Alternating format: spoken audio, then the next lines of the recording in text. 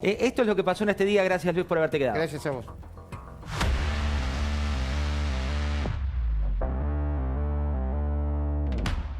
Con este aumento sostenido y acelerado del número de casos, donde la segunda ola ya es un hecho, nuestro sistema de salud no es el sistema de salud de marzo de 2020 y es un equipo de salud que está muy cansado. El aumento de casos en la Ciudad de Buenos Aires es bien acelerado en estos últimos 7 a 10 días. Con acuerdo de las fuerzas políticas que evite la realización de las PASO. Ni creo que sea razonable que haya unas PASO. Es que yo lo estaba pasando realmente muy mal.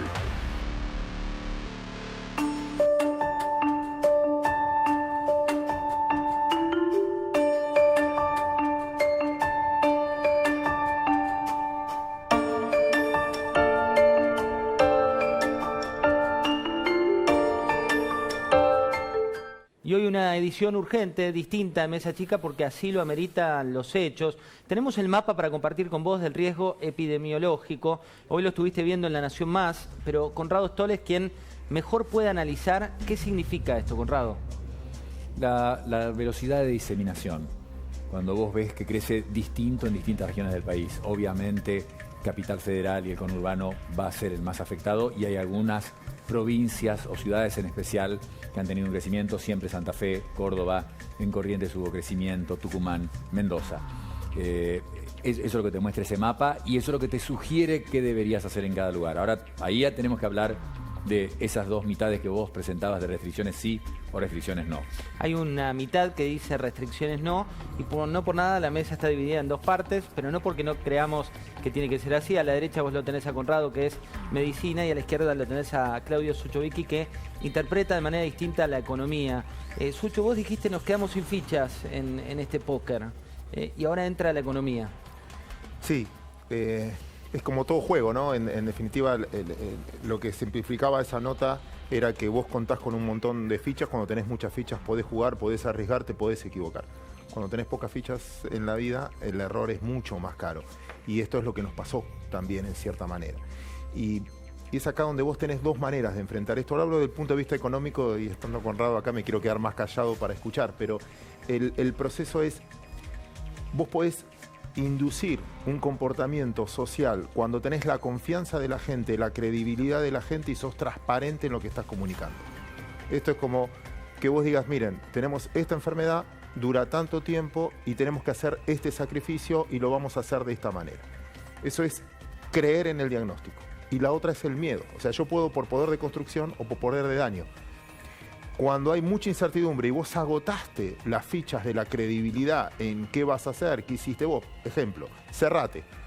Y yo trabajo en el microcentro y hay marcha todos los días. Y vos decís, pará, yo voy a sacrificar todo mi trabajo y mis ingresos y con ese no haces nada.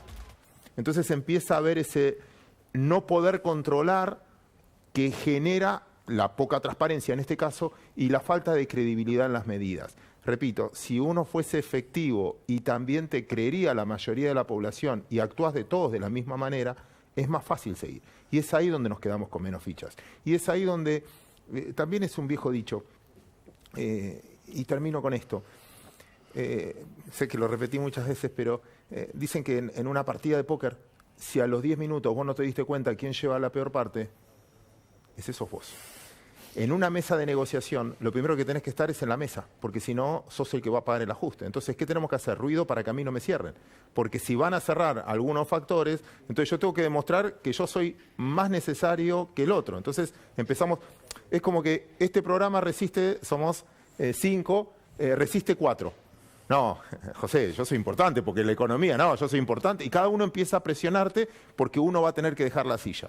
Lo primero es estar en esa mesa de negociación. Entonces, el que hace más ruido, el que va y empezamos con eso. Y eso es un poco lo que vas a ver en la sociedad. Y insisto, desde el punto de vista económico, hay mucho peor que un cierre. Es la incertidumbre de no saber ni cuánto ni cómo. Ni cuánto ni cómo. Imagínate que vos digas, bueno, vamos a cerrar la administración pública.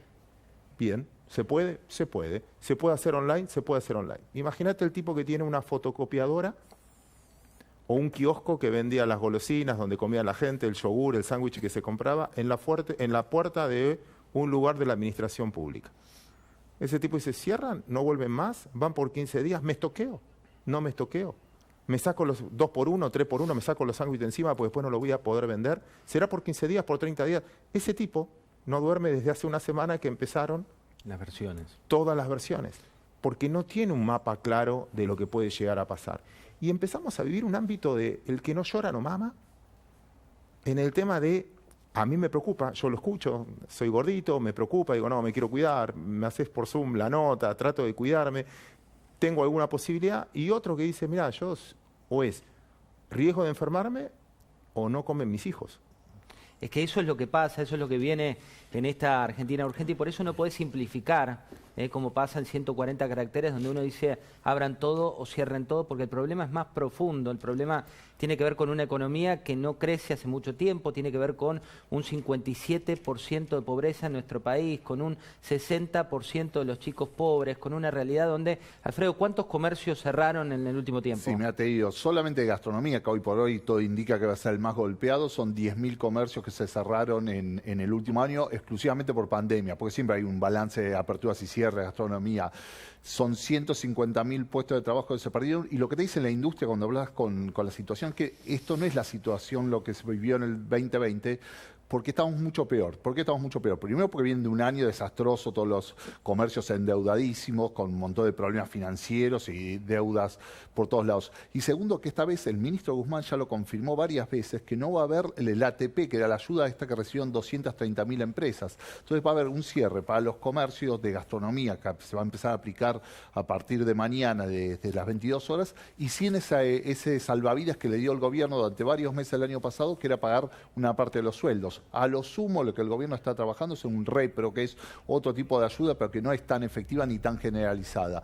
Es una situación muy grave, y los comercios de gastronomía dicen que se viene otra ola de cierre que va a ser aún más fuerte que la que hubo el año pasado. En un rato Pablo Fernández Blanco te va a contar el plan económico o el no plan económico que le queda a Guzmán, pero tenemos datos de Conrado Stoll, un lujo que nos damos, lo hablamos el fin de semana con Conrado, leerlo es leer puro dato, y lo que hicimos para traerte a la tele hoy es ¿qué datos son los que trae Conrado Stoll? Fíjate este número para charlar con él. Dice, los datos sobre los test. Índice de positividad, 30%, y el máximo es 5%. Explícanos qué significa esto, Conrado. De todos los test que se hacen en el día, cuando vos ves cuántos son positivos, ha dado en el último tiempo, en los últimos pocos días, 20, 25%, 30%.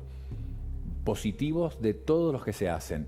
Eso te está diciendo, cuando es más de 5%, te está diciendo que hay mucha gente positiva que no fue testeada, que no la encontraste. Y la contracara de esto es lo que vos planteabas, que con menos del 5% es cuando uno puede empezar a relajar restricciones, menos del 5%, y te digo, en algunos países quieren tener menos de 2% positivo para relajar restricciones. Un extremo, por supuesto, o un lujo que uno no se puede dar.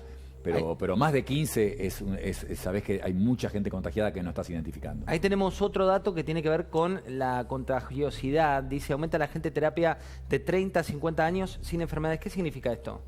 Tomada para el extremo, Porto Alegre. De 40 a 65 años la mortalidad aumentó 100%. ¿De 40 a 65 años, que tenés ahí un grupo de gente joven, y sobre todo con la biología de hoy en día, la mortalidad aumentó 100%. Y mueren personas de 30 y 40 años que no tienen factores de riesgo asociados. Esto es con la Manaos, por lo menos con la Manaos. Hablaban recién de una de Chile, está la de Nueva York, la de California. Entonces, lo que puede venir acá y diseminarse es afectar a gente mucho más joven. Esos son los números que mostraba recién. Hay alerta en algunas de las clínicas y hospitales. Hoy habló el director del hospital del Mater Dei. Fíjate lo que decía. Ahora estamos con problemas de drogas, de algunas drogas que usamos habitualmente en el sanatorio.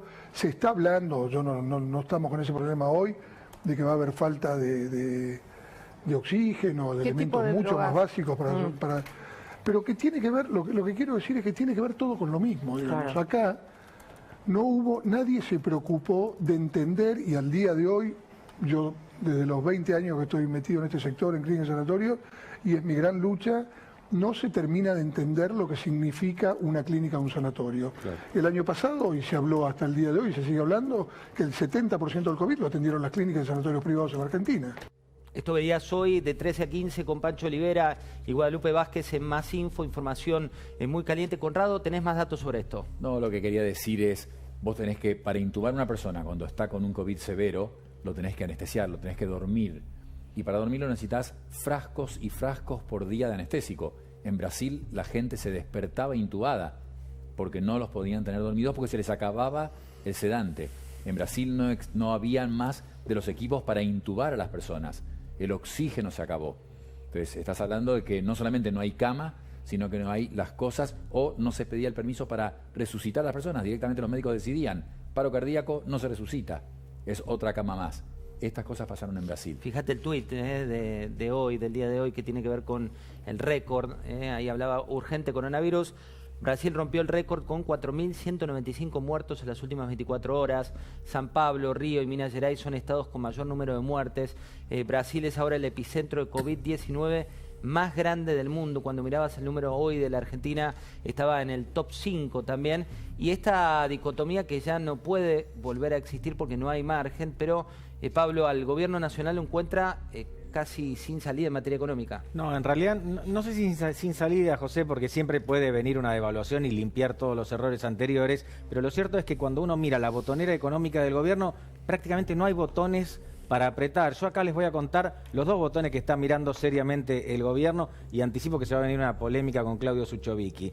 El primero es el dólar. El gobierno decidió que el dólar esté anclado todo el tiempo posible, por lo menos hasta agosto, septiembre, octubre, noviembre, diciembre, cuando sean las elecciones. El hecho de anclar el dólar nos va a crear la sensación en el bolsillo de que nuestro dinero vale un poco más. A mí Willy Cohen me enseñó que esto genera un efecto pebete. Uno agarra el pebete y lo aplasta y sí, parece chatito, pero después cuando crece un poco más alto. Esta es la política que está llevando adelante el gobierno con el dólar y la va a aplicar, cueste lo que cueste, por lo menos hasta las elecciones. Y la segunda, sí, que es novedosa, una más, es esta sensación de que se bajan impuestos en la Argentina. Vos sabés que la gestión de Alberto Fernández aumentó o creó por lo menos en total, en realidad, 14 impuestos. Pero ahora vemos llega con este discurso de alivio fiscal donde baja ganancias y supuestamente también baja ganancias para las empresas, pero sin que eso implique un costo para el Estado. Entonces alguien está poniendo esa plata. ¿Quién lo va a poner? Muy probablemente las empresas. Sucho, hablando del efecto pebete, la teoría de Willy que las hemos vivido en redacciones y por eso nos divierte tanto y lo queremos tanto a Willy. Ese efecto pebete con el dólar, ¿es hoy un dato menor, digo, al lado de los problemas que tenemos en la economía? Lo vas a pagar en el tiempo. Lo que están haciendo es bastante claro y creo que es explícito, porque lo anunciaron. En esto sí fueron bastante transparentes. Vos tuviste una muy buena cosecha y muy buenos precios. El gobierno compró muchos dólares. Desde principio de año lleva comprado más o menos 4.000 millones de dólares. Pero les está vendiendo contado con liquidación. Entonces, compra de contado y vende de contado con liquidación. Está bajando esa paridad. Están controlando el tipo de cambio. Pero vos fíjate que compraron 4.000 millones de dólares, pero las reservas no crecieron. ¿Qué significa? Es como que vos te empieces a gastar los ahorros, empieces a vivir mejor gastando los ahorros. Tenés una sensación de que estás más estable y mejor. Pero el día de mañana, cuando ya no tengas esa cosecha, el día de mañana, cuando no tengas esos precios, te quedaste sin los ahorros. O sea, agotaste algo. Y eso lo vas a ver tarde o temprano. El ejemplo que siempre doy al respecto es, si vos tenés un auto con 4 tipos empujándolo de atrás, decís, ¿anda el auto? ¿O lo están empujando, lo están sosteniendo? ¿Lo estás controlando o estás haciendo? Decís, si lo dejan de empujar, ¿funciona el auto? Si vos dejás de intervenir la economía, si vos dejás de intervenir el tipo de cambio, si vos dejás de intervenir las importaciones, porque no estás dejando importar. Supongo que una de las partes de lo que pasa también en medicina es que también tenés cerradas importaciones. Cuando todo eso lo tenés regulado, insisto, ¿anda el auto o es porque está sobreintervenido? A mi juicio está sobreintervenido. Cuando lo dejes de intervenir, Willy Cohen tendrá razón. Es otra teoría de PBT, pero vamos a la teoría científica y la realidad. Conrado, sí. Primero, pon en contexto un número que acabas de decir. A ver. 4.200 muertes en un día en Brasil. ¿Sabes qué es eso? No. En contexto, la mitad de todas las muertes que ocurrieron en el mundo. O sea, en todo el Repetilo, planeta... digamos, repetilo porque es un dato... No, es porque ¿qué quiere evitar uno? ¿Por qué la tristeza por lo que pasa en Brasil y por qué eso es lo que uno quiere evitar? Es la mitad de todas las muertes, lo que pasó hoy en Brasil, de lo que ocurre en el mundo. En todo el mundo han muerto entre 8.000 y 9.000 personas en los últimos 3 días. 4.200 en Brasil, es el 50% de todas las muertes del planeta solo en Brasil. Restricción sí, restricción no. José, para controlar la hipertensión arterial, que es una causa de muerte importantísima en el planeta, ¿vos creés que si prohibimos la venta de sal, controlamos la presión arterial, la hipertensión? No. No, para Hay que nada. hacer muchas cosas. ¿Podríamos controlar la hipertensión si no le tomamos la presión a la gente? Imposible. No sabes qué presión tienen, no los podés tratar. Entonces, esto es lo mismo. Las restricciones, ya las hicimos. Es un déjà vu. Es exactamente lo del año pasado y llegamos a 56.000 muertes. Algo parecido, la restricción a la noche, el no salir a comer. Tenemos que apelar a la responsabilidad de la gente. Hablaban de blindar Abril. Eso lo tomé de Uruguay. Apelemos a la responsabilidad de la gente. Hoy venía en la Panamericana y yo pensaba, ¿cuántos de estos autos realmente tienen que salir? De estas personas. ¿Cuántas necesitan salir? Entonces, las empresas, las fábricas, todas tienen protocolos para protección del contagio. Eso es fundamental. Esas personas pueden salir y personas ir a trabajar, incluso en los restaurantes, bares, etc. Tenés que restringir al que no tiene que salir. Apelar a la conciencia individual, a la responsabilidad individual y que no salgan las personas que no deben salir. Pero veía fiestas clandestinas, veías un futbolista, unos futbolistas muy famosos también en otra fiesta, ves un boliche que abre con 900 personas. ¿Por qué se da esa inconsciencia? Bueno, primero es el a mí no me va a pasar, que funciona la neurociencia fantásticamente en el cerebro humano, siempre es a mí no me va a pasar. Mucha gente sigue sin creer en la gravedad de este problema, eso es inevitable, pero ahí sí tiene que estar el Estado e impedir que eso ocurra. Después, aplicar los protocolos, hacer que se apliquen esos protocolos, no estoy seguro. El año pasado, ahora, a ver, hagamos de cuenta que hoy es la misma fecha de hoy, 2020. Entonces yo te digo, pero no lo sabíamos, por supuesto, José. Estuvimos juntos, de hecho, hablando del barbijo. El doctor Tapaboca, lo bautizaron por el mundo. El doctor Tapaboca. Pero ese día yo te habría dicho, José, ese aislamiento del 19 de marzo a medianoche, 7 semanas, que no salga nadie, y ¿sabes qué? Se acaba la pandemia. Es lo que hizo Nueva Zelanda. Y se acabó la pandemia. Eran 7 semanas. ¿Iba a caer el PBI cuánto? Claudio nos puede decir, todos ustedes lo saben. Iba a caer bastante, pero nada comparado con lo que pasó. Ahora, no sabíamos que era así. Ahora no podemos hacerlo. Mientras tanto, la política parece ver otra película. Hoy, si uno mira los tweets que ocurrían hace un rato, estaba por un lado el comunicado de Juntos por el Cambio, donde decía todo tiene que estar abierto, y por otro la contracara de ministros y mismo del gobernador Kicillof, enojado con Juntos por el Cambio y aprovechando la situación política para pegarle, en este caso, al macrismo. Luis Juez, buenas noches. ¿Qué tal, José? ¿Cómo le va? ¿Por qué la política está debatiendo en cuestiones que parecen más electoralistas que la cuestión de fondo? Porque quien te convoca no lo hace a partir de una estadística, de un aprendizaje, de una autocrítica, lo hace a partir de querer repetir la misma medicina que no dio resultado. Entonces no es una locura decirle, ¿en serio que vamos a hacer lo mismo? ¿Estás seguro que vamos a repetir el mismo escenario para terminar con 55.000 muertos? No aprendimos nada, pasó un año y no aprendimos nada. Yo, déjà vu, decir, volvemos al tema de los testeos y toda esta cuestión, no aprendimos nada. O sea, se murieron 50.000 tipos en un país, tomamos decisiones horribles, le dimos la misma cucharada de medicina a todos los pacientes con distintos diagnósticos. Yo vengo de la provincia de Córdoba, por ejemplo, hubo 4 o 5 meses donde no hubo un solo caso en un montón de pueblos de COVID. Sin embargo, el tratamiento era como si fuera la matanza. Porque el DNU decía, es así, y si vos te corres, no aprendimos nada. Y entonces digo, si te convocan, lo lógico, lo ideal sería decir, che, bueno, veamos cómo el tema, veamos cómo lo vamos a manejar. El tema del transporte, el lugar donde mayor nivel de contagio, durante meses hablaban del tema. Bueno, uno piensa, bueno, la nación adquirió más colectivos, las provincias compraron colectivos, los municipios hemos ampliado la oferta para el transporte pasajero. No, nada, no aprendimos nada. Y la verdad que lo que se viene es complicado. A ver, lo que aprendimos, y al menos eso parece ser, y te vamos a pedir los datos científicos, Conrado, como siempre, es que las escuelas que estuvieron cerradas y la presencialidad fue una vergüenza el año pasado, Este año están abiertas. ¿Y qué resultado tienen las escuelas? Ningún problema. Realmente la diseminación en los colegios es muy baja. La ciudad lo tiene calculado, creo que era menos del 1%. Hay estudios de Suecia, de Estados Unidos. Realmente no aumenta el contagio ni entre los maestros, ni entre los familiares de los maestros, ni en los padres de los chicos. Son bajos diseminadores. No tendría que suspenderse eso. Solamente Macron lo hizo ahora, tienen un problema. Llega un momento que la matemática te dice, tenés que cerrar. Pero estoy de acuerdo. ¿Podría uno restringir algo asociado a otras cosas? Vos me hablaste de la diplomacia de las vacunas. Tantos vuelos a Moscú. ¿Cuántos vuelos se hicieron a Washington para comprarle a Estados Unidos las vacunas que les sobran? ¿Cuántos vuelos a la oficina del señor Burla de Pfizer, del CEO de Johnson & Johnson, del de Novavax? ¿Cuántos vuelos a esos lugares para comprar esas vacunas y no quedarnos solo con Rusia y China?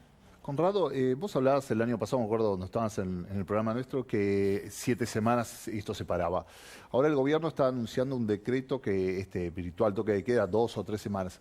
¿Alcanzan 2 o 3 semanas o se va a venir dentro de 15 días una extensión y como ya lo vimos el año pasado? No, perdóname, yo no estaría de acuerdo, por lo que yo decía recién, solo cerrar no tiene sentido. No va a pasar lo mismo que el año pasado. O sea, no vamos a controlar la diseminación del virus.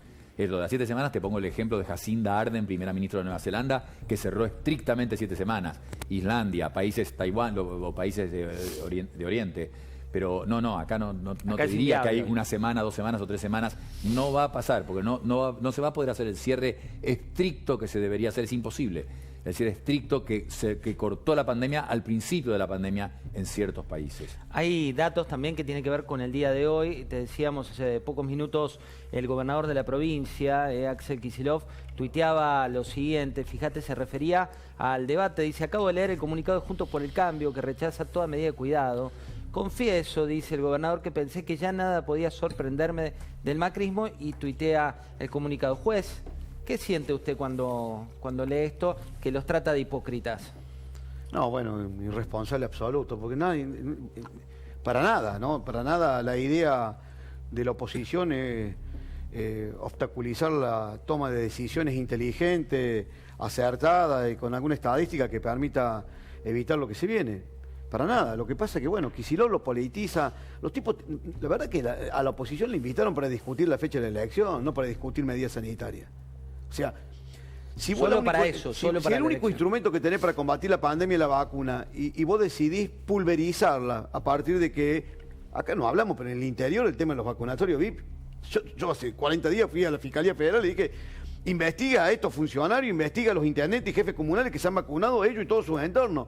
¿Qué hizo el gobernador de la provincia? Le mandó casi 85.000 nombres para esconder un elefante en un bazar, lo llena el bazar de elefante. Entonces, pero la ministra dice que el tema del vacunatorio es casi un invento de los medios. No, bueno, pero a ver si te digo, o sea, si vos no vas a tener nunca una autocrítica, no te vas a animar a decir, che, la verdad que fue una pésima decisión. La verdad que el tema, en su momento, pensamos que queríamos promover el tema de la vacuna, pero se nos fue la mano, terminamos vacunando a los pibes de la cámpora. Si vos no vas a hacer una sola autocrítica y solamente me vas a convocar a discutir una fecha electoral cuando no es parte de la agenda de ningún argentino, a mí no me paran las tipos en Córdoba para preguntarme, juez, vamos a votar en agosto o en septiembre. A nadie le importa el proceso electoral. Ahora, el gobierno sabe claramente. Entonces aprovecha el momento de la pandemia sin ninguna posibilidad de discutir otra cuestión y te dice, tenemos que tomar tal decisión. Y vos decís, solamente esas decisiones vamos a tomar, ya las tomamos el año pasado y nos dieron resultados. Yo escucho hoy, por eso volvemos a repetir y pareciera que la fecha no ha cambiado absolutamente nada, el tema de los testeos. Bueno, está bien, no pudimos adquirir las vacunas. Cuando nos pidieron una ley para la adquisición de vacunas, yo no estoy en la Comisión de Salud, pero me dijeron, mira, tiene que salir mañana sin falta porque el gobierno va a salir con tiempo y anticipación. No hubo un obstáculo, la oposición firmó toda, acompañamos y dijimos, y resulta que no tenemos las vacunas. Resulta que el plan de vacunación fue un fracaso, resulta que vacunaron a los punteros políticos, resulta que le compramos un solo lugar. Digo, y nadie te da una explicación de nada. Entonces yo digo, lo digo, parto de una explicación familiar, yo debo ser el tipo que más se cuida porque tengo una hija con parálisis cerebral en mi casa y tenemos pánico que le vaya a pasar algo. Entonces no soy un negacionista, un estúpido, esos irracionales que niegan la realidad. Pero soy un hombre público y lo que necesito es que otros hombres públicos también hagamos entre todos un profundo análisis de qué le vamos a ofrecer a la sociedad. Si es lo mismo que pasó el año pasado y la misma medicina basera que le ofrecimos y terminamos con 55.000 muertos. A mí se me murieron 10 amigos el año pasado. Día, amigo, que cuando arrancaba el tema de la pandemia, por ahí por las Pascuas, nos juntábamos a charlar y decíamos, ¿será tan complicado? ¿Será cierto? ¿No? Esos tipos no tengo para discutir ahora. Cuando vino las Pascuas ya no estaban. Ese es el tema, Conrado. Muchas veces uno ve la realidad hoy por hoy, se siente que hay mucha gente que perdió el miedo. Que dice, yo ya lo pasé, tuve a alguien que lo tuvo. ¿Está bien perder el miedo o hay que seguir teniéndole no miedo y sí respeto? Te aconsejaría un poco de miedo. El miedo es bueno, hay un miedo efectivo y útil, no pánico. No pánico que te paraliza y que te impide actuar razonablemente, pero miedo es razonable, lo justifica lo que estamos viendo y es lo que estamos invocando en este momento. Lo que es inmanejable es que se sature el sistema de salud. Entonces la frase es, evitemos lo inmanejable, que es que se sature el sistema de salud, para manejar lo inevitable.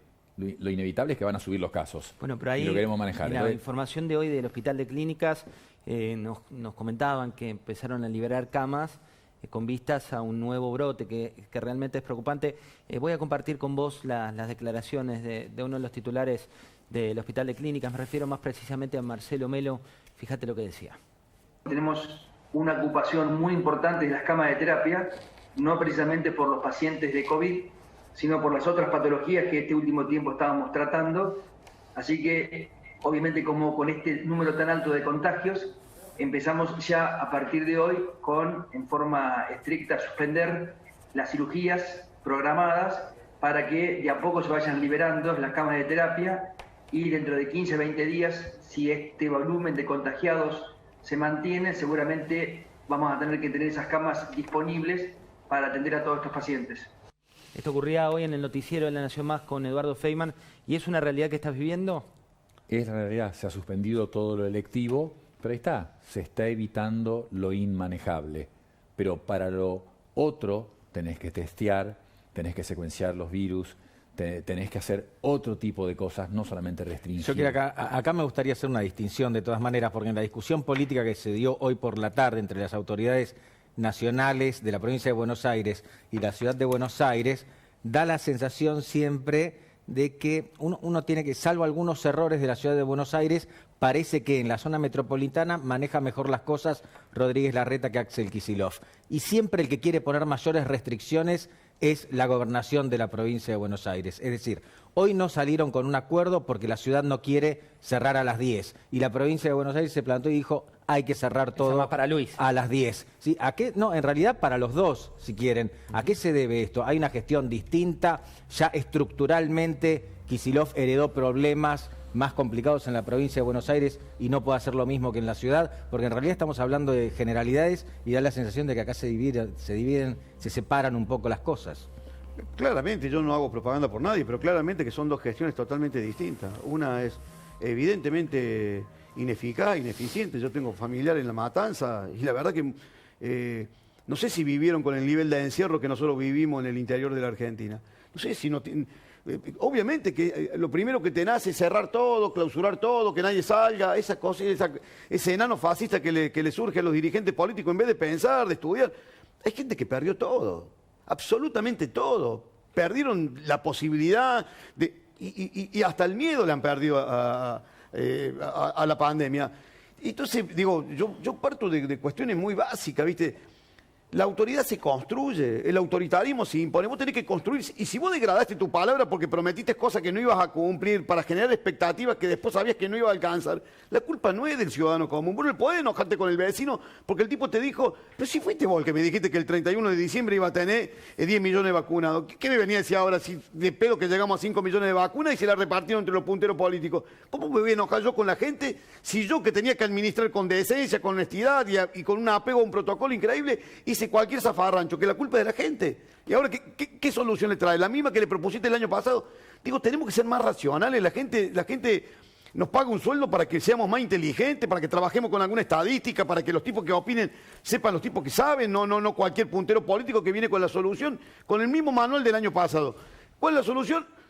Todos adentro, nadie sale. Oye, a la gente no la mete ni con la Guardia de Infantería dentro de la casa. Bueno, ahí está el debate, también el otro debate, Sucho, que es esta economía y las expectativas, y vos decías la situación cuando no hay fichas ya con un juego de póker o del casino.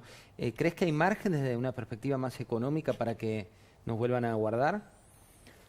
Depende, repito, y voy a lo mismo, si le crees o no, cuánto tiempo va a ser y si te da certidumbre. Si a vos te dice, mira, vas a estar 3 semanas encerrado. En esas 3 semanas nosotros vamos a hacer lo siguiente, vamos a vacunar a X cantidad de gente, vas a salir este proceso y cuando terminemos este proceso yo te muestro casos, como en otros países vacunados ya pueden empezar a abrir, etcétera. Entonces yo digo, bueno, pierdo 3 semanas, pero después voy a recuperar porque la gente va a volver a consumir, puedo planificar. Ahora, cuando no ves eso, cuando vos decís, puede ser que sea, ojalá que sea, pero me lo dijiste 5 o 6 veces, o sea, ¿cuántas veces le voy a decir a mis hijos, quédate tranquilo que va a pasar esto? Si no pasa, confío o puedo justificar su desconfianza. En esto voy a lo mismo, no es lo mismo el resto que tiene cada uno y esa desigualdad en cómo vos podés enfrentar esto, la edad que tiene, el proceso que tiene, dónde vive, en el lugar donde vive.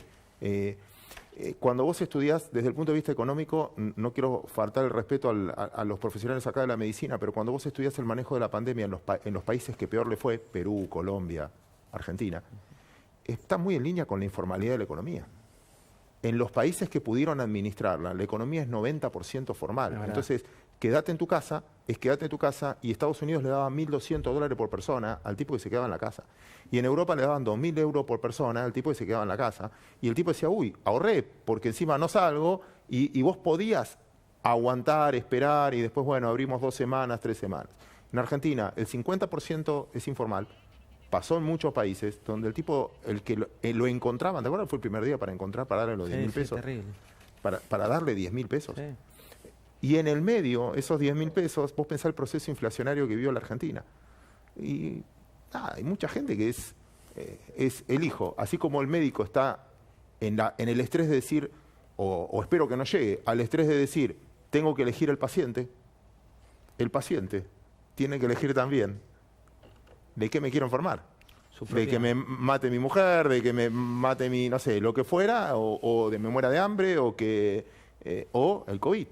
En un rato vamos a hablar también de las empresas que se van. Hoy Falabella fue Alfredo. Sí, se anunció, se confirmó Falabella que los 3 locales que tiene, van a cerrar en plazo de 60 días porque ya había anunciado que se quería ir y no encontró un comprador. Es una muy mala noticia. Se sabía que Falabella se iba, hasta último momento se esperaba que apareciera algún empresario, alguna empresa que decía yo lo quiero, el negocio, y no, son 500 personas que quedan en la calle.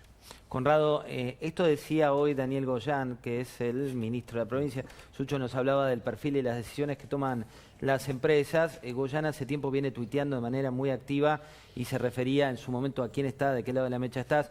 Si sabés que en pocas semanas tus familiares, amigos, compañeros de trabajo con mayor riesgo a pasarla mal van a estar protegidos con la vacuna, no podés dejar de bolichear por unos días. No es un gran esfuerzo, está en vos cuidarlos, después puede ser tarde. Lamentablemente esto tiene asidero. Definitivamente, bueno, lo estamos diciendo, apelamos a la responsabilidad de la persona, bolichar o ir a comer en familia, no vayamos, quedémonos en casa, compremos, pidamos al restaurante, apoyemos al restaurante del barrio y le pedimos comida al delivery, mantengamos esa economía activa, pero es razonable. Es razonable, ni hablemos de bolichar. Al fin un tuit del ministro que no va por el lado de la grieta. Ahora vamos a relajarnos 40 segundos con el gol de Bedoya, un poco de humor político aquí en Mesa Chica y ya volvemos.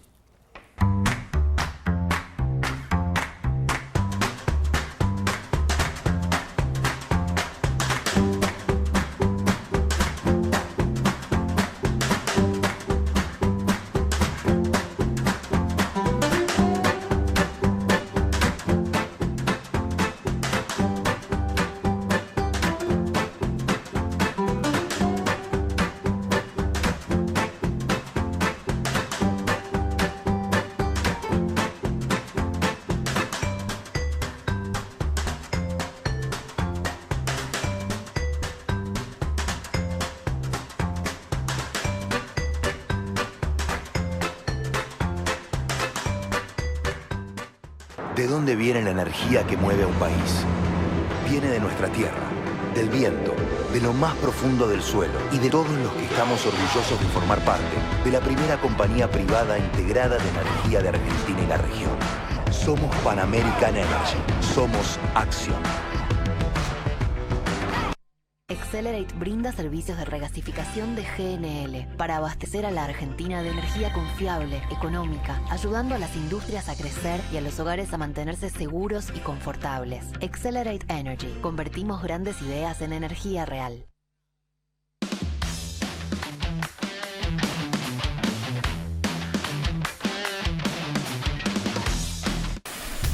En YPF Agro, un día nos preguntamos, ¿quién hace a quién? Nuestros investigadores, gracias a la tecnología, crean soluciones para nutrir y cuidar los cultivos. Desarrollan las semillas y el combustible. El equipo hace que lleguen a cada rincón del país.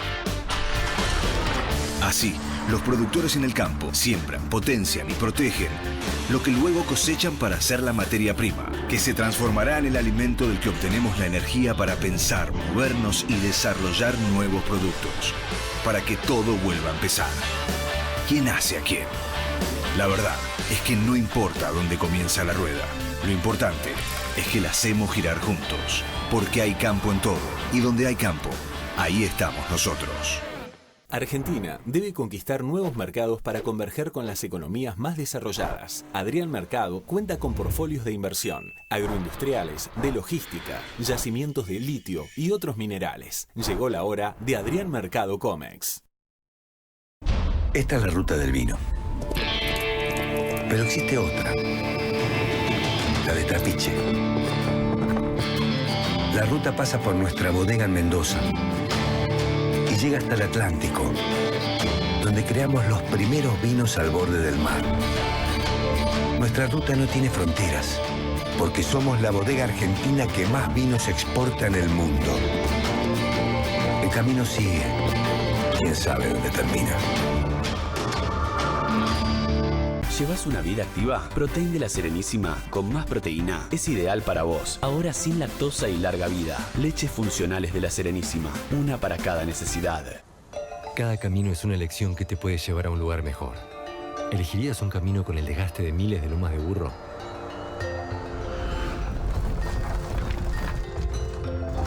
¿O la fricción de metros y metros de empedrado? ¿Y si fuese un camino más sustentable? Seguro lo elegirías. ¿Elegirías un camino en el que tengas que frenar frente a cientos de semáforos? Porque cuidas a tu motor, vení a Action Energy. Somos los únicos que producimos todos nuestros diésel con tecnología Euro 5. Action Diesel X10. Un diésel que extiende la vida útil de tu motor hasta un 40% a un precio que te conviene. Y Quantium Diesel X10. Nuestro diésel de máximo rendimiento. Elijas lo que elijas, vení a cargar una tecnología superior. Action Energy. Vení a donde vamos. Santander presenta Santander Agronegocios. Pensado y creado especialmente para las necesidades del campo. Te ofrecemos tarjetas Santander Agronegocios para la compra de insumos y hacienda, convenios para la compra de maquinaria agrícola y la mejor atención especializada. Porque juntos producimos mejor. Conoce más en santander.com.ar/agro. Santander, queremos ayudarte. De lunes a viernes, las mañanas comienzan más temprano, a las 6:30. Más mañana, con el Rifle Varela, Eleonora Cole, Tato Young, Gabriel Ziblatt, Rubén Rabanal, Gustavo Carabajal y Mauricio Saldívar. El clima, el tránsito, las redes y todo lo que necesitas para arrancar el día más informado. Más mañana, de lunes a viernes, a las 6:30, en La Nación Más. En Peisa, calefaccionamos las bases de la Antártida.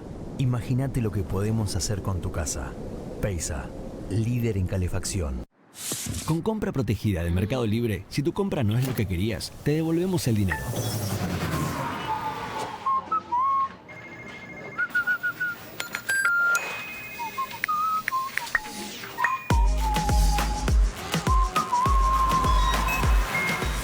Compra protegida.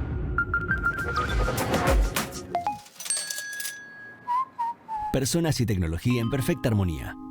Mercado Libre.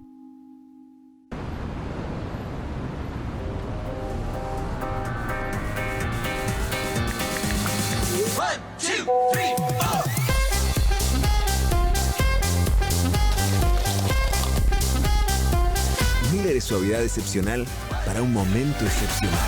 It's Miller time.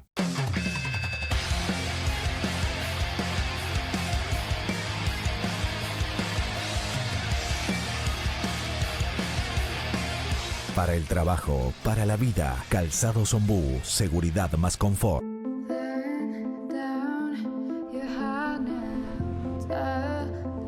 A tu alrededor todo cambia.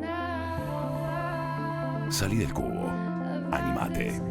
Tango Software. La rebeldía de crecer.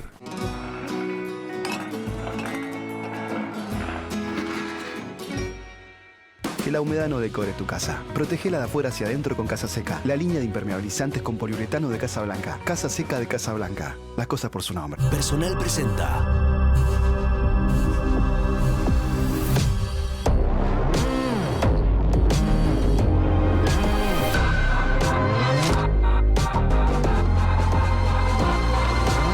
Necesito las zapatillas de mi nieto como nuevas y las necesito ahora. Aspetta 2 minuti. Menos mal que tengo École.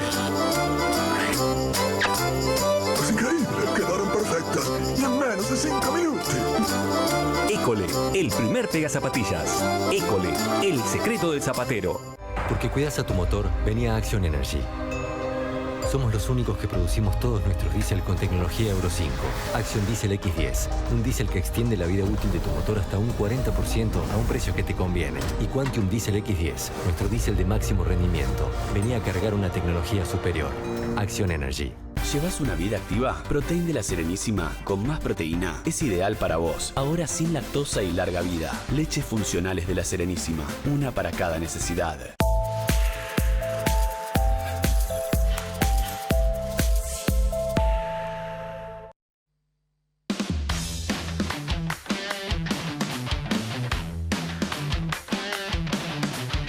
Para cerrar, Luis Juez si tiene que poner en un tuit, en 140 caracteres, la época que estamos viviendo. ¿Cómo le bautiza? No aprendimos nada. Estimado Sucho. Me quiero ir, era el que decía no. Ese era el Lorenzino. Andá a saber dónde está. Sí, nada, incertidumbre que creo que es lo que más nos duele. Doc. Hay 3 millones de vacunas que no se han aplicado, probemos la logística. ¿Cuántas se pueden aplicar por día? Si fuéramos el ritmo del Reino Unido serían 500.000 por día. No podemos aspirar a eso. 200.000 por día hay que intentar, probemos con las que hay.